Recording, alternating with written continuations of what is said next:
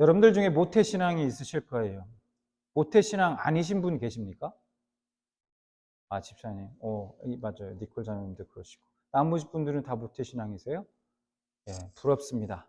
어쨌든 저는 모태신앙이 아니었어요.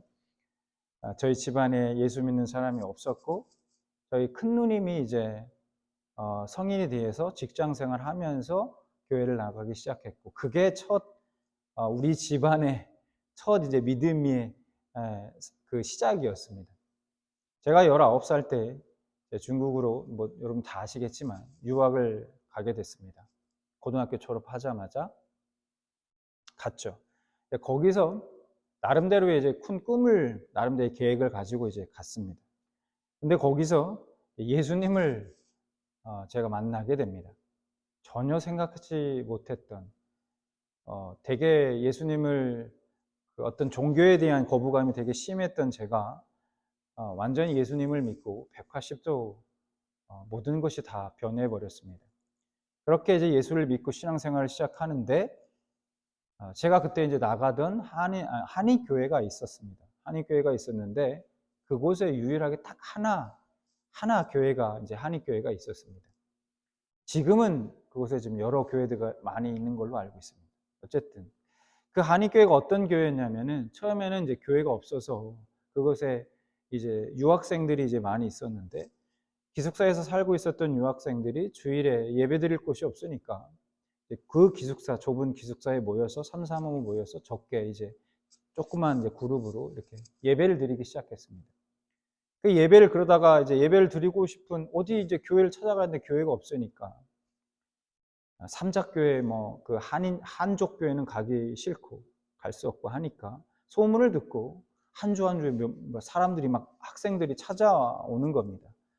그래서 이제 그 좁은 그 기숙사 방에 막 꽉꽉 찰 정도로 그렇게 이제 아이들이, 유학생들이 모여서 예배를 드리기 시작했습니다. 사람들이 너무 많아지다 보니까 이제 주변에 말씀을 전해줘야 되니까 전해줄 사람들이 분이 안 계셔서 주변에 수소문을 해서 선교사님 한 분을 모셔서 이제 말씀을 듣기 시작했습니다. 그리고 나중에는 사람들이 너무 많아져가지고 더 이상 이제 수용할 수 없게 되어서 예배 드릴 장소를 이제 찾아 나섰고, 그렇게 해서 찾은 것이 한국 분이 운영하시던 가라오케가 있었는데, 그 가라오케를 주일에 빌려서 거기서 예배를 드리게 됐습니다. 그렇게 시작된 한인교회였습니다. 술을 마시며 노래를 부르던 그 공간에서 모여서 세상 노래가 아닌 세상 노래를 부르던 그 마이크를 붙들고 찬양을 하고 또 말씀을 전했습니다. 그래도 함께 모여서 하나님을 예배할 수 있다는 것 자체가 너무너무 감사했습니다. 지금도 그렇지만 당시 중국에서는 그 외국인들이 허가받지 않은 장소에서 모여서 예배드리는 것은 불법이었습니다. 그 자체가 불법이었어요. 그래서 공안이 언제 쳐들어올지 모르니까 한 달에 한 번씩은 이제는 장소를 옮겨가며 예배를 드려야 하는 상황이 되어버렸습니다. 그러니까 매주 예배 드리고 짐을 싸는 겁니다.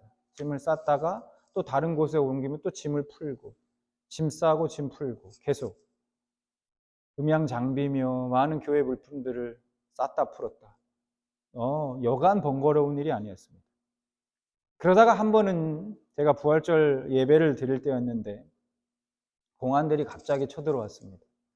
공안들이 한번 쳐들어와서, 또 마침 부활절이라 헌금도 많이 거쳤는데, 그 헌금이랑 교회의 물품을 다 압수해 갔습니다.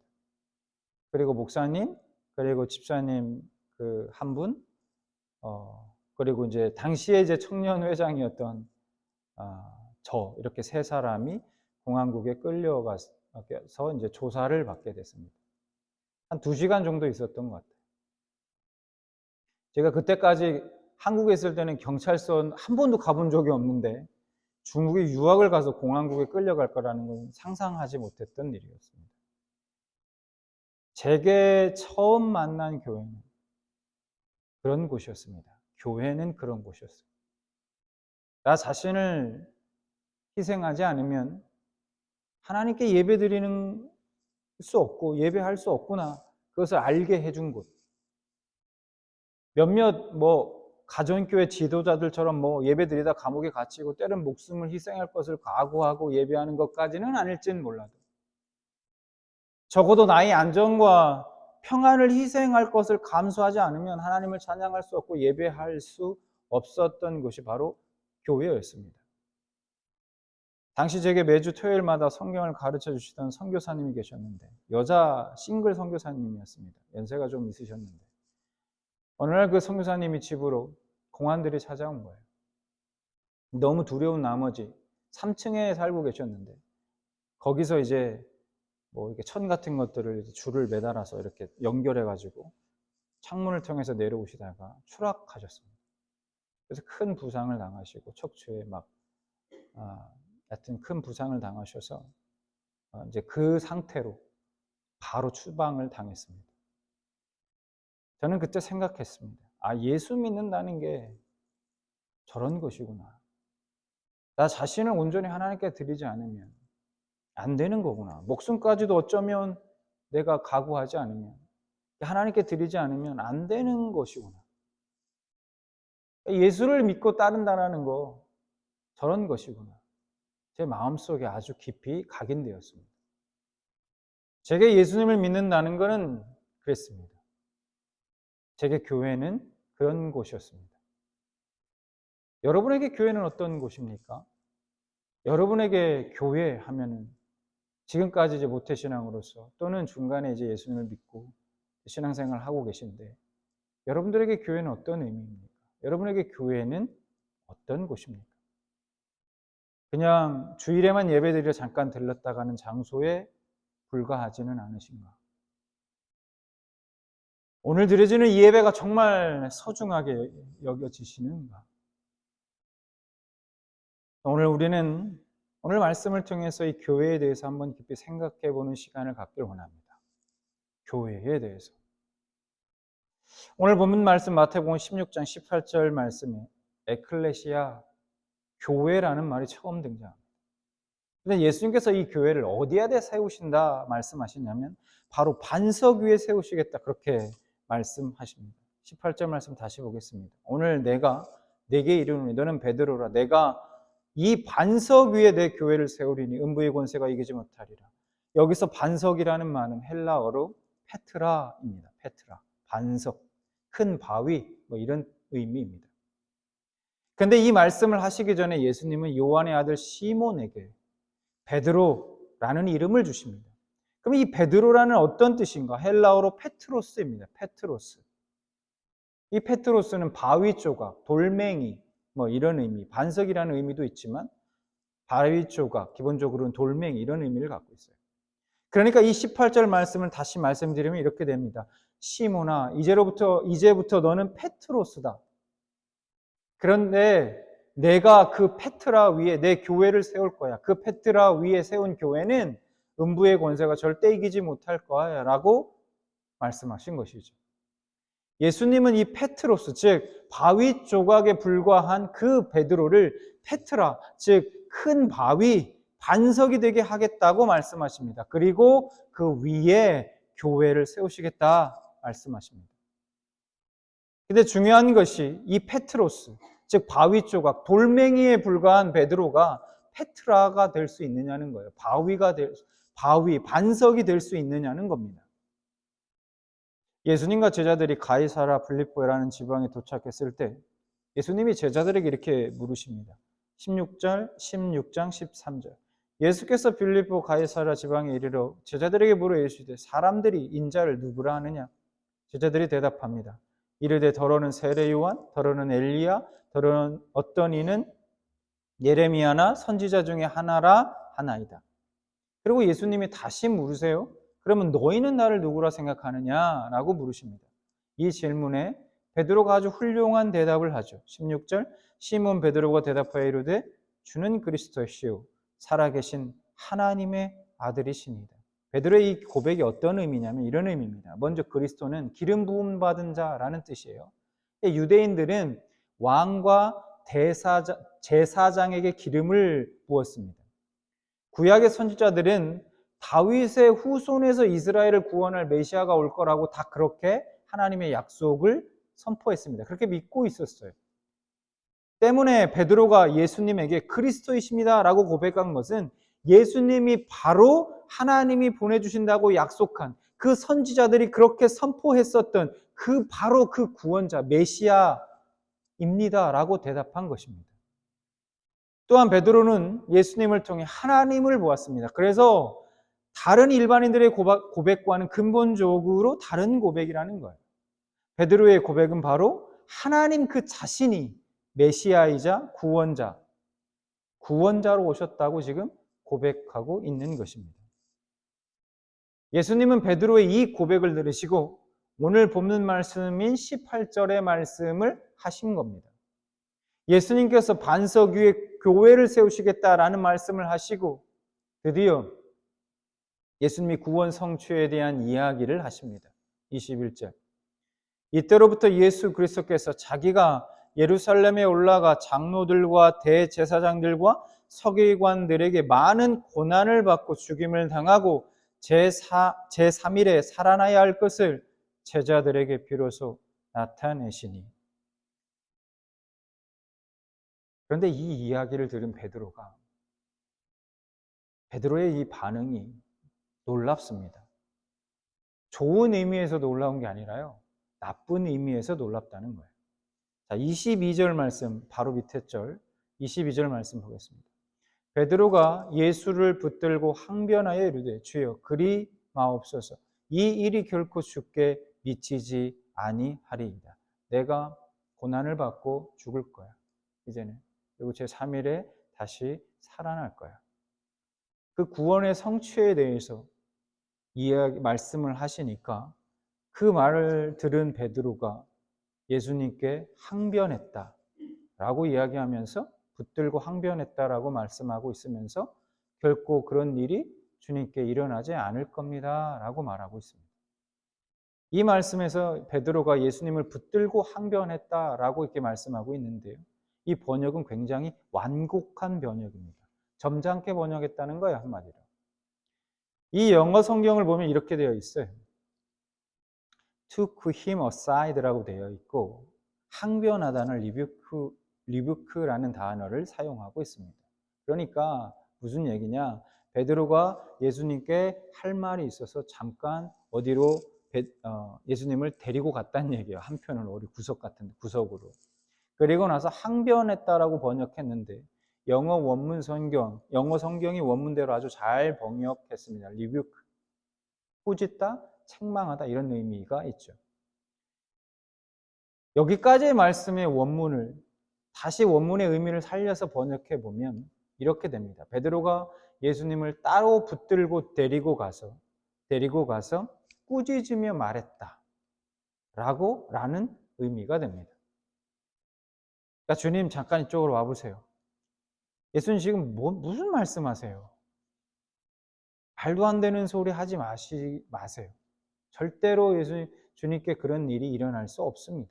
일어나지 않을 거예요 라고 말한 겁니다. 예수님을 꾸짖으면서 책망하면서 말하는 거예요. 이 사람이 누구냐? 바로 페트로스인 바위 조각, 돌멩이 페트로스인 베드로입니다. 베드로는 예수님의 질문에 위대한 신앙 고백을 했어요. 하지만 반면에 예수님을 꾸짖은 사람이기도 하다는 거예요. 예수님을 책망하고 꾸짖은 사람이기도 하다. 예수님은 이 베드로에게 23절에 이렇게 저주와 같은 말씀을 하십니다. 예수께서 돌이키며 베드로에게 이르시되 사탄아 내 뒤로 물러가라. 너는 나를 넘어지게 하는 자로다. 네가 하나님의 일을 생각하지 아니하고 도리어 사람의 일을 생각하는도다 하시고, 베드로와 같이 우리도 언제든 하나님의 일을 생각하지 않고 사람의 일을 생각하는 사탄의 도구로 전락할 수 있다는 말입니다. 예수님이 베드로에게 이렇게 말씀하시죠. 사탄아 내 뒤로 물러가라. 너는 나를 넘어지게 하는 자로다. 여기서 넘어지게 하는 이라는 말의 원문을 보니까 스칸달론. 지난번에 제가 말씀을 드렸었는데 이 단어 스칸달론. 무슨 뜻이냐? 걸림돌이라는 뜻입니다. 네가 나의 걸림돌이 되고 있다라는 거예요. 이 스캔들의 원이 여기서 나왔다 이렇게 말씀을 드렸었습니다. 여러분 우리가 이 말씀을 통해 알 수 있는 게 뭡니까? 이런 거예요. 하나님께서 베드로 즉 바위 조각 돌멩이인 이 페트로스를 교회를 세울 수 있는, 교회를 세우는 페트라, 즉 반석으로 사용할 수도 있지만, 반대로 하나님의 일이 아닌 사람의 일을 생각하면 오히려 예수님을 걸려 넘어지게 하는 스칸달론, 즉 걸림돌이 될 수도 있다는 거예요. 말씀을 좀 더 깊이 들어가길 원합니다. 자, 그러면 어떤 때 우리는 하나님이 아닌 사람의 일을 생각하기 쉬울까 하는 거죠. 22절 말씀 다시 한번 보겠습니다. 베드로가 예수를 붙들고 항변하여 이르되 주여 그리 마옵소서, 이 일이 결코 주께 미치지 아니하리이다.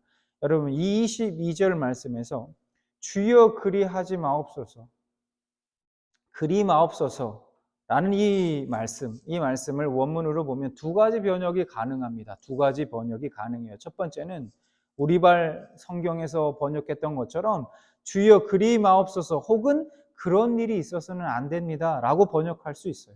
다른 한 가지 번역은 하나님은 당신을 사랑하십니다, 혹은 하나님은 당신에게 자비로운 분이십니다 라고 번역하는 것입니다. 그래서 전 세계 여러 성경들은 이 두 가지 번역 중에 자유롭게 선택해서 번역하고 있습니다. 우리가 이 두 번째 번역을 적용해서 이 22절의 베드로의 말을 생각해 보면 이렇게 해석될 수 있습니다. 예수님, 하나님 아버지께서는 주님을 사랑하십니다. 그러니까 십자가에 못 박히는 일, 주님이 고난받고 죽는 일, 그런 일은 결코 주님에게 일어나지 않을 것입니다. 이렇게 되는 겁니다. 이게 무슨 말입니까? 지금 베드로는 예수님이 앞으로 당하시려는 그 일과 하나님이 예수님을 사랑하신다는 그 사실이 모순이 된다는 거예요. 서로 충돌하는 일이라는 겁니다. 하나님이 사랑하시는데 어떻게 그런 일이 일어날 수 있느냐는 겁니다. 베드로의 생각은 그런 거예요. 다시 말해서 십자가의 고통, 십자가에서의 죽음과 하나님의 사랑이 어떻게 동시에 존재할 수 있느냐는 겁니다. 이 말을 듣고 나서 예수님께서 23절 사탄아 뒤로 물러가라 책망을 베드로에게 하신 것입니다. 우리가 하나님의 일이 아닌 사람의 일을 생각하기 가장 쉬운 때가 언제입니까? 바로 우리의 삶 가운데 고난이 찾아왔을 때예요. 우리가 평안할 때, 안전할 때, 행복할 때, 부유할 때는 하나님의 은혜임을 고백합니다. 그게 감사해요. 하나님이 함께 하시는구나, 하나님이 나를 사랑하시는구나 생각해요. 그러나 문제가 언제 생깁니까? 바로 내가 지금 고난과 고통을 당하고 있다는 것과 하나님이 나를 사랑하신다는 사실을 도저히 조화시킬 수 없는 거예요. 도저히 조화시킬 수가 없을 때 문제가 생긴다는 겁니다. 하나님이 나에게 어떻게 이러실 수 있을까? 나를 사랑하신다면서 왜 이런 일이 나에게 벌어지고 왜 이런 일을 도와주시지 않는 걸까? 나를 사랑하신다는 그 말씀은 도대체 뭐냐라는 거죠. 이때 우리는 이 사탄의 덫에 쉽게 빠질 수 있다는 거예요. 우리의 신앙이 위태로워질 수 있습니다. 자신이 당하고 있는 고난과 고통이 하나님의 사랑과 모순된다고 생각하는 것 자체가 사람의 일이라는 겁니다. 그저 사람의 생각이라는 거예요. 하나님의 생각과 사람의 생각은 근본적으로 다릅니다. 이러한 것이 바로 스칸달론, 즉 하나님께 걸림돌이 된다는 거예요. 좀 더 정확히 말하면 예수님의 복음, 하나님의 구원 사역에 있어서 걸림돌이 된다는 것입니다. 어떻게 걸림돌이 될까요? 여러분 한번 생각해 보십시오. 주위의 많은 교회들 안에 복음이 희미해져 가고 사라져가고 있습니다. 회개의 선포가 사라졌어요. 하나님의 사랑에 대한, 하나님의 축복에 대한 메시지는 있는데 심판에 대한, 어떤 희생에 대한 그런 메시지는 점점 더 사라져가고 있습니다. 반쪽짜리 복음이에요. 가짜 복음이 판을 치고 있습니다. 교회 안에 참 복음이 사라져가는 시대임을 봅니다. 왜일까요? 왜냐하면 사람들이 듣기 부담스러워하기 때문에, 싫어하기 때문에, 그런 이유 때문입니다. 교회의 외적 성장에 있어서는 그런 말씀이 도움이 안 된다 생각하기 때문이에요. 오히려 방해가 된다고 생각하기 때문입니다. 사람들이 듣기 좋아하는 메시지들만 가득합니다. 사랑의 하나님이 복 주실 겁니다. 건강을 허락해 주실 거예요.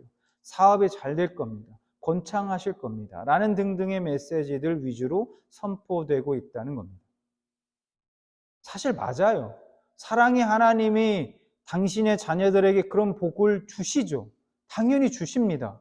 여러분들이 그 복을 받아 누리시길 바라요. 그런데 왜 이런 메시지들로만 대부분 이런 메시지들만 가득 차 있느냐는 겁니다. 예수는 없고 예수님의 복음도 없고 그저 빈 껍데기만 남았다라는 겁니다. 문제가 뭡니까? 여러분, 우리는요 언제나 건강하지 않다는 겁니다. 여러분, 우리는 언제나 복을 받지 않아요. 우리의 사업이 번창하고 뭐 하는 일마다 다 잘 되고 그렇지 않다는 거예요. 그게 문제예요.